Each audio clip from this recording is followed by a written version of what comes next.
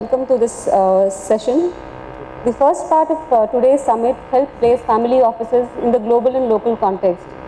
From a conceptual point of view, the way they are put together, I think the sessions also gave us a flavor of the significant manner in which they're evolving and growing globally and in India. The second half I can see is a lot about running family offices, be it structuring, investing or administering, including choosing various service providers. This panel discussion is the first in the space of alternatives investing and will be focused on the very exciting and variously understood space of alternative investments. To set a quick context to the discussion, I would like to draw upon some recently covered research. If you were to pick up any global or Indian wealth report, the huge opportunity arising out of the significant wealth creation in the emerging economies in Asia stares at your face. What's also important to note is that many of these economies like India are placed in a very, very sweet spot where economic growth potential backed by social, demographic and policy drivers, and therefore the opportunity seems really huge. Like in some other parts of Asia, the population of wealthy individuals is relatively younger and therefore has a natural potential for risk taking and has not been, and it's important to note that they've not been exposed to the more evolved family office concepts in terms of structuring and administering wealth. I would like to quote two statistics here. First is a research by a US-based firm estimates that the penetration of family office, even at its most basic level in the relevant UHNI space in India, is less than 20%, which I think should bring a lot of cheer to everyone in the room here. 4/5 of the relevant HNI population, UHNI population, has not been serviced by or does not have an access to a family office proposition. And the second one is a very interesting nugget from a very, very recent wealth survey, which actually talks about the fact that the focus on wealth growth versus wealth preservation is a lot more heavily biased in favor of wealth growth for HNIs in India, in Asia Pacific and India. So in nutshell, what you have here, you have rich getting richer at a faster pace, more so in the emerging economies. And if that wasn't enough, especially in the countries and the areas that are relevant to us, they care a lot more about wealth creation than wealth preservation. And therefore that makes a very, very compelling and gives a sort of a very, very broad canvas for alternatives investing. Let's take a step back, and this is also going to discuss a lot more in detail after this session. Let's look at where do alternative investing fit in the context of asset allocation for family offices. A very popular way of looking at alternative investments that is practiced globally is to consider a core satellite approach with regard to portfolio construction. What the traditional approach does is it places comparatively priced assets like liquid bonds and large cap stocks, and this part of the portfolio is managed in a passive or a risk controlled active manner.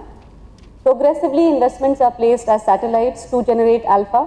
Alpha can be loosely defined as the compensation for skill and expertise, and therefore alternative investments fit squarely in the satellite space. Talking further on alternative investments, there are a few interesting data points from a recent McKinsey study. First is the alternative investment AUM globally has been growing at a phenomenal pace over the last 6 to 7 years, especially when compared to the growth of AUM in the traditional assets. I believe this has been driven by the increasing focus by institutional investors and also alternatives moving into retail markets, which is a sort of coming of age of these investments in some of the developed markets as well. Second is there's been a gradual shift to absolute return framework as compared to the relative return framework, driven by pressures of institutional investors as well to align their outcomes with the objectives. And what's interesting is a lot of IFAs also currently manage their portfolios against an absolute return framework. Third is alternatives are actually becoming more and more important in the context of investors allocating money without a significant regard to the distinct line that sort of differentiates traditional and alternatives. And this becomes important because what it leads to is convergence of traditional and alternative fund management styles, products and managers. And finally, a recent survey also talks of the globally available UHNI financial assets, about 30% find its allocation in the alternative space. In a manner of speaking, 1/3 of global investable assets, which is estimated to about $45 trillion US, sits in the alternative space. You would expect this number to be higher for Asia Pacific, which is indeed the case. About 38% of the emerging economies, which includes India as well, sits in alternative investments. Let's spend a minute on defining and scoping alternatives, and which is important because It's understood very differently depending on the context, but at a very basic level, from a relevance point of view, they represent risk and return characteristics which are very, very different from a traditional investment. First, they are relatively illiquid, which tends to get compensated by a higher, superior return premium. They have a low correlation with traditional asset classes and therefore have a very meaningful role to play in the portfolio diversification. They present challenges from a due diligence point of view, at times because of complexity or a niche domain expertise or simple lack of transparency, and at times also difficult to assess performance because of lack of established benchmarks. Traditionally, private equity, commodities, and real estate constituted the basket of alternative investments. The more contemporary basket includes the quant-driven hedge funds, managed futures, and distressed securities. With this quick background, I would now like to kickstart the discussion. We're fortunate to have with us today some of the best brains and the practitioners in the field of alternative investing. Let's first focus on a very important landmark that happened recently, which was the regulation, which was the introduction of AIF regulation by the capital market regulator SEBI.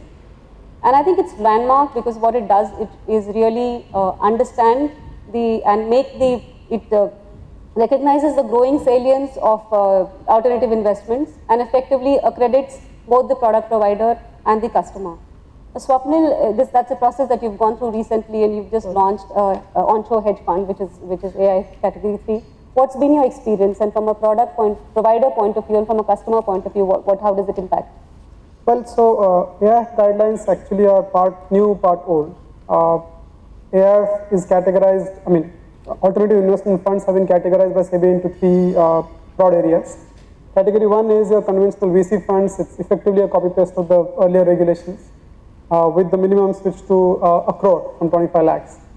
Category 2 is more non-venture capital, privately placed securities, either debt or equity, so mostly real estate funds and so on. Category 3 is relatively new. It's completely new in the sense of allowing long short, allowing leverage, explicit as well as implicit. When I say explicit, I mean actually borrowing money. Implicit meaning taking exposure larger than the underlying capital through futures and options.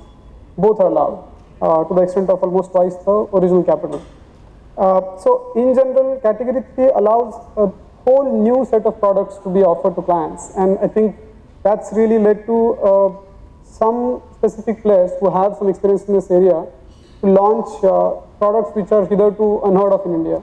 So it could be something as simple as actively managed long-short strategies. It could be something as complex as a multi-strategy quant fund or a global macro quant fund for that matter. So all these are implications of essentially category 3 AIFs being allowed in India. And what do you see going forward? What will be the trend? Already we've seen about 50 registrations so far in the AIF group category. Well, so I guess category 3 funds, or let me specifically call them hedge funds, can be categorized into three areas. The global macro funds, which are essentially transcending equity as a investment universe to commodities, currencies, interest rates, talking beyond India, and anything and everything under the sun, taking long or short positions on all of them. So that's global macro, but using only managers' skills. Second is event-driven hedge funds, which are essentially targeting mergers, acquisitions, bankruptcies, turnarounds, and so on and so forth. And third is what can be called quantitative strategies, systematic funds, which essentially replace human beings by algorithms to actually take positions in the market in either long side or short or combination, right? I believe over the next few years, depending on the client acceptability of hedge funds and the performance track record of the early few launches, we'll see clients actually taking up this specific asset class with some enthusiasm because of the peculiar characteristic of absolute returns, trying to create stable asset growth despite the ups and downs and the volatility of the equity markets. And that's been very hard to do in the last few years. So I'm guessing that should find some favor. Yeah. Sure, Swapnil, I think that you make an important point. Regulation has really been the first step. Yours has been amongst the first firms which has launched a fund there. But in the coming period, I'm sure, driven by client acceptance and product provider enthusiasm in that area, we're going to see a lot more of funds happening. Ashutosh, this is for you. Now, from a family office point of view, they've never sort of handled such a wide array of products, especially in India. How would you suggest that one goes about selecting the right manager when it comes to this? Yeah. So I want to go into that. Just before that, I want to add one more thing to what Swapnil said. That quantitative investing as an asset class, one more merit it has is कि even a simple long short DMA, a moving average based strategy, would have close to, let's say, nil correlation with, let's say, the frontline indices, and therefore the kind of diversification benefit which they offer is tremendous. Anyway, so having said that, I think the main question which I have for me is that how should one go about selecting a hedge fund or a fund for themselves. Now, I have divided this thing into two parts. First one is suitability itself. So suitability has several criteria. The first one is what is your risk and return expectation. As you said that most of the clients are looking for capital appreciation rather than capital preservation. There might be a client who is happy with 12% return, who might say that I want to invest only in an infrastructure based fund or a utility. So basically he might invest in road projects. I met somebody a short while back who said that they are investing only in renewable solar farms and wind farms right now because that looks like giving stable, very non-volatile kind of returns. So risk and return expectation. The next thing which comes to my mind is liquidity. So if you invest in a wind farm, I don't think it's that easy to get out of it, right? So if you want very, very liquid returns, then you should go ahead and invest in equity markets, capital markets, about which some more people will talk about later on. So these are two primary concerns, liquidity and risk and return. Now apart from that, the legal structure should be in place. It should be a SEBI registered fund. Otherwise, tomorrow if you have a scandal like the way we had in West Bengal, there is no way to recoup your fund. The legal structure has to be in place. Custodian arrangements, broker, auditor, everything else has to be spick and span. One important fact here is that whenever you are selecting all these things, you should ensure that there are no related party transactions. So, for example, if you have a fund and which has a related party as a broker, you never know when he is siphoning off funds, whatever trade he is claiming that he is making, whether he is actually making them or not. If the auditor is his own, then you don't know whether the track record which he is presenting, whether it's his own or he is fudging up something. So related party transactions are an absolute no-no. Now the next question which we come to is that whether it should be an early stage fund, the ones which Swapnil is launching or we are also in the process of applying. This is an early stage fund. We don't have a track record as such, but we have the strength of an idea. We are saying that this is a new paradigm.